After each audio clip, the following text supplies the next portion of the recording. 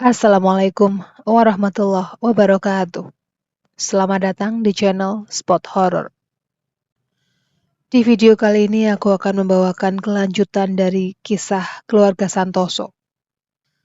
Buat kalian yang belum menonton part satunya, link akan aku taruh di deskripsi.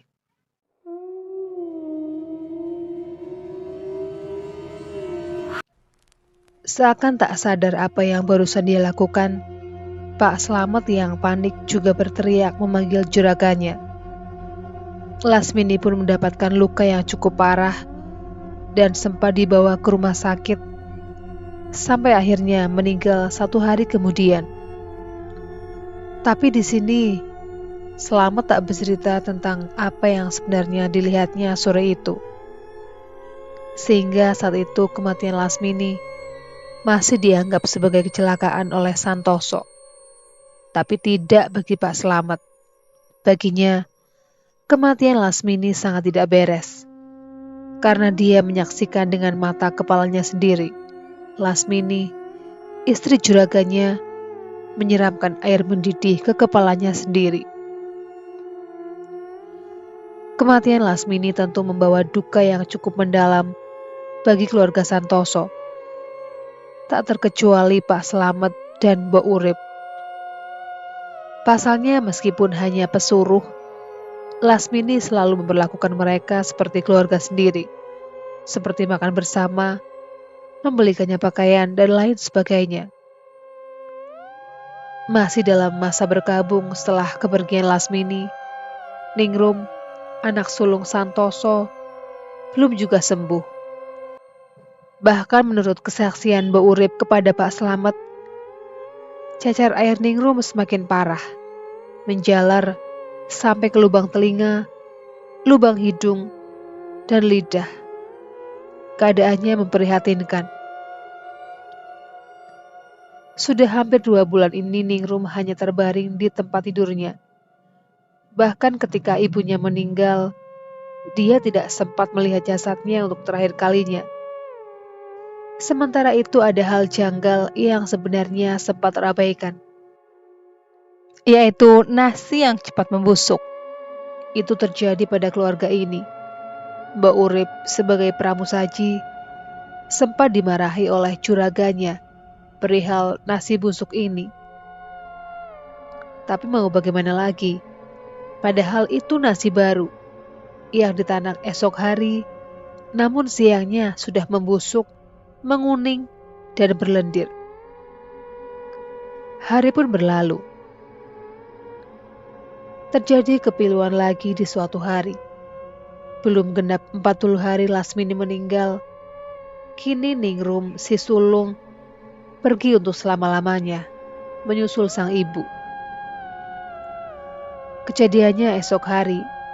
Seperti biasanya setiap pagi Mbok Urip hendak pergi ke kamar Ningrum untuk memberikan makan. Mbok Urip melihat hal yang tak biasa. Ningrum tidur dengan tengkurap, dengan selimut yang menyingkap. Dengan pelan, Mbok Urip mencoba membangunkannya, tapi tak direspon. Di sini Mbok Urip sudah mempunyai firasat yang tak enak. Dengan perlahan, dia memegang kaki Ningrum. Kakinya sudah dingin. Mbok Urip yang takut langsung bergegas melaporkannya kepada juragannya. Santoso pun datang dengan wajah yang panik. Begitu juga Pak Slamet yang tengah menggendong si Panggih yang ikut terbangun karena kehebohan pagi itu. Dihampirinya tubuh Ningrum oleh ayahnya dengan suara bergetar. Seakan tahu hal buruk tengah terjadi, Santoso memegang tubuh anaknya, menggoyang-goyangkannya. Karena tak kunjung dapat respon, Santoso langsung membalikkan badan Ningrum dengan perlahan. Namun agak kesulitan, karena badan Ningrum ini sudah kaku. Seketika Santoso sadar bahwa anaknya sudah tiada. Dia menangis terisak dengan suara parau. Apalagi ya Allah? Pak Slamet segera menyerahkan Panggih yang juga menangis ke Mbok Urip untuk dibawa keluar. Pak Slamet segera merangkul dan memapah juragannya menuju ke ruang tamu. Sementara itu, sembari menggendong Panggih, sambil tergopoh-gopoh, Mbok Urip mengabarkan kabar duka ini ke tetangga terdekat kalau Ningrum sudah meninggal. Sejak kepergian Ningrum, kini Mbak Urip dan Pak Slamet diminta untuk tinggal di rumah utama untuk menjaga Panggih. Sementara itu, perihal nasi busuk terus saja terjadi. Tapi nampaknya Santoso belum menyadari atau peduli dengan kejanggalan-kejanggalan yang belakangan ini menimpa hidupnya.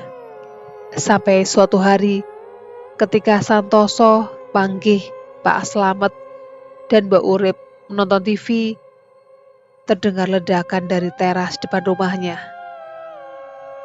Santoso yang pertama kali keluar untuk memeriksanya seketika terkejut dan memanggil Pak Slamet. Terlihat di situ lantai teras sudah pecah dan menonjol keluar. Pak Slamet dan juragannya pun memegang lantai itu.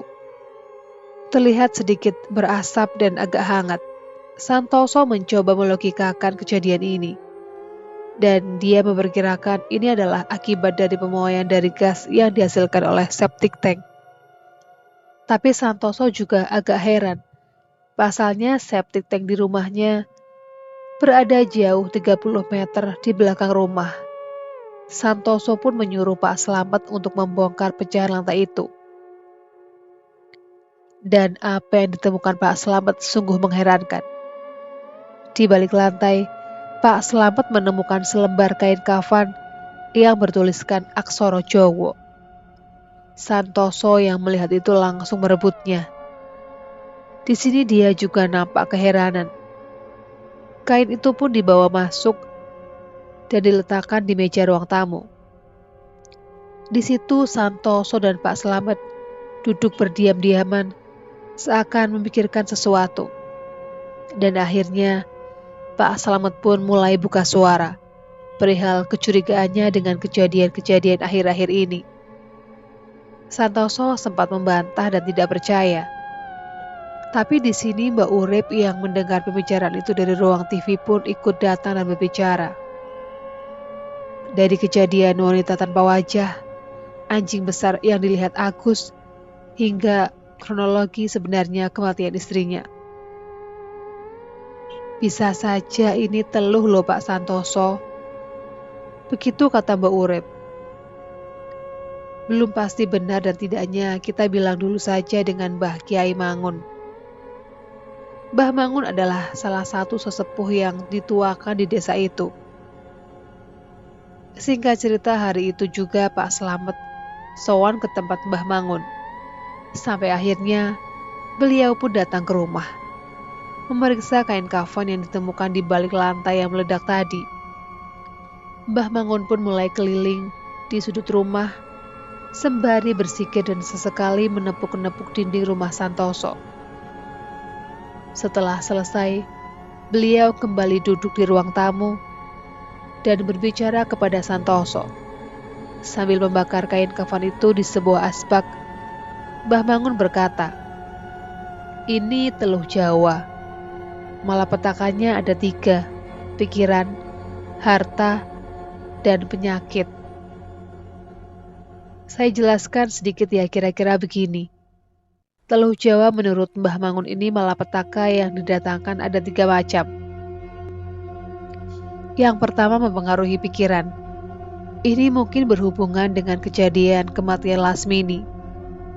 Seperti yang tadi diceritakan, Lasmini tanpa sadar menyiramkan air panas di tubuhnya. Yang kedua adalah penyakit. Ini mungkin yang dialami oleh Ningrum. Dan yang ketiga adalah harta. Di sini harta boleh diartikan sebagai usaha. Mungkin ini menyambung dengan kejadian Agus, salah satu pegawai di gudang cengkeh, yang mengaku didatangi oleh anjing besar yang bisa berbicara. Dan sejak kejadian Agus itu, Ternyata banyak juga pegawai di gudang itu yang mengaku diteror oleh makhluk yang mirip anjing itu. Dan ternyata juga satu persatu dari pegawai di gudang itu mulai mengundurkan diri karena takut. Dengan ini tentu akan mempengaruhi usaha cengkeh milik Santoso. Di sini Santoso mulai berpikir dan menuduh siapa orang yang mengirim teluh ini. Jangan-jangan Bowo batin Santoso. Tapi entah kenapa Mbah Mangun buru-buru berpamitan kala itu. "Besok aku kesini lagi," kata Mbah Mangun. Malam ini tentu mereka tak akan bisa tidur nyenyak, terutama Santoso yang terlihat duduk di ruang tamu, sembari membuka catatan keuangannya. Sementara Mbak Urip terlihat tidur bersama Panggi di depan TV. Pak Slamet yang melihat juraganya belum tidur, berinisiatif menawarkan kopi. Santoso pun mau dan mereka pun duduk berdua di ruang tamu itu.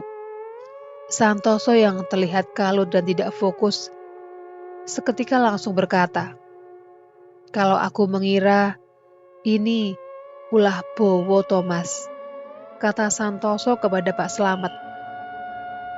Pak Slamet pun hanya menjawab, "Bisa saja, Mas. Tapi kita harus mikir gimana caranya membentengi rumah ini." Sampai akhirnya percakapan itu berakhir dengan mereka beranjak untuk tidur.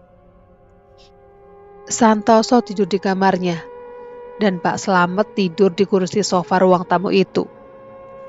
Beberapa jam kemudian, sekitar jam 2 malam, Pak Slamet yang sebenarnya masih tidur ayam, pandangannya dialihkan oleh sosok yang tiba-tiba terlihat duduk di depannya.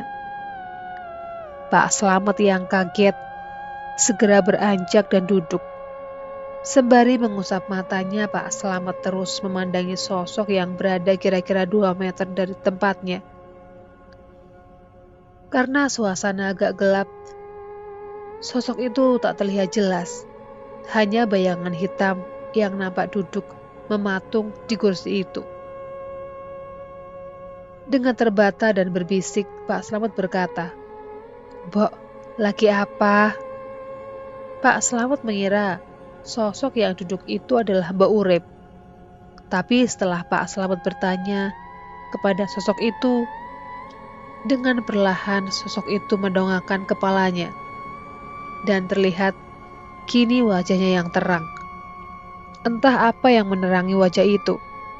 Di sini Pak Slamet yang terpaku, tapi masih mencoba berani. Dengan terbata-bata Pak Slamet berdoa sebisanya, sambil terus memandangi sosok itu dengan secuil keberanian. Semakin terlihat jelas, sosok itu rambutnya panjang terurai, tanpa wajah, tapi memiliki mulut. Sosok itu sedikit maju mengarahkan telinganya, seakan menyimak Pak Slamet yang tengah berdoa dengan terbata-bata. Dan dengan nada mengejek namun berbisik, sosok itu berkata kepada Pak Slamet, "Kok belibet, Mat? Apa perlu aku bantuin berdoa?" Seketika Pak Slamet tubuhnya gemetar mendengar kata-kata itu. Dia ingin lari, tapi tubuhnya sulit untuk digerakkan. Sementara sekarang Pak Slamet menunduk, tak mau melihat sosok itu lagi. Dan beberapa saat kemudian, "Salam buat majikanmu," sosok itu berkata lagi, kemudian menghilang. Tanpa sadar Pak Slamet yang ketakutan sampai kencing di celana. Keesokan harinya pun Pak Slamet sakit. Mungkin karena syok dengan kejadian semalam. Mbak Urip sepertinya menyadari dengan sakitnya Pak Slamet yang tiba-tiba itu. Hingga akhirnya Pak Slamet pun bercerita kepada Mbak Urip tentang apa yang dialaminya semalam. Di sini mereka semakin yakin kalau ini benar-benar teluh. Tapi mereka memutuskan untuk tidak bercerita dulu kepada juraganya. Takut menambah pikirannya. Pak Slamet sakit kurang lebih 3 hari, hingga kemudian berangsur sembuh. Beberapa hari kemudian, ada kejadian janggal lagi. Entah ini berhubungan juga dengan teluh itu atau tidak. Yang jelas, ini adalah musibah yang cukup membuat Santoso terpuruk. Gudang yang dia beli dari pelelangan itu kini terbakar habis dalam semalam. Entah apa penyebabnya. Yang jelas malam itu rumah Santoso diketuk oleh beberapa warga yang mengabarkan kalau gudangnya kebakaran. Setelah kejadian itu, dengan terpaksa Santoso menutup salah satu gudangnya dan meliburkan beberapa karyawannya. Nampaknya kenaasan masih saja menimpa keluarga Santoso. Karena sekitar seminggu kemudian setelah kebakaran, Panggih, anak satu-satunya, kini masuk rumah sakit. Hidung serta mulutnya pendarahan dan sulit berhenti. Setelah diperiksa dan pendarahannya berhasil dihentikan, dokter tidak berhasil menemukan apa penyebabnya. Karena Santoso khawatir, Panggih pun tetap dirawat inap di rumah sakit selama 2 hari dengan ditunggui oleh Mbak Urip. Dan di sini Mbak Urip mengalami kejadian seram. Kejadiannya di malam kedua, ketika Mbak Urip menunggui Panggih di rumah sakit. Malam itu entah jam berapa, Mbak Urip yang duduk ketiduran di ranjang Panggih dengan kepala yang merebah ke tangannya yang menyilang. Dalam tidurnya yang sebenarnya kurang nyaman itu, tiba-tiba saja Mbak Urip merasa ada yang membelai-belai kepalanya. Karena dikira Panggih, Mbak Urip seketika membangunkan dirinya, dan dengan setengah kantuk dia berkata, "Ada apa, Mas?" tanya Mbak Urip kepada Panggih. Tapi di sini Mbak Urip heran, karena Panggih terlihat tidur nyenyak dengan posisi miring membelakanginya. Dan setelah itu, terdengar suara dengan nada membisik tepat di telinga Mbak Urip. "Tidak apa-apa." Dia yang kaget langsung menoleh. Tapi tidak ada siapa-siapa. Suasana ruangan itu tampak sepi, karena kebetulan Panggih dirawat di ruangan VIP. Ruangannya juga terang. Mbak Urip menoleh ke seluruh ruangan, namun matanya terhenti di sebuah lemari kecil yang sepertinya pintunya perlahan membuka sendiri. Mbak Urip yang penasaran terus mengamati. Sementara tiba-tiba muncul suara, "Aku di sini."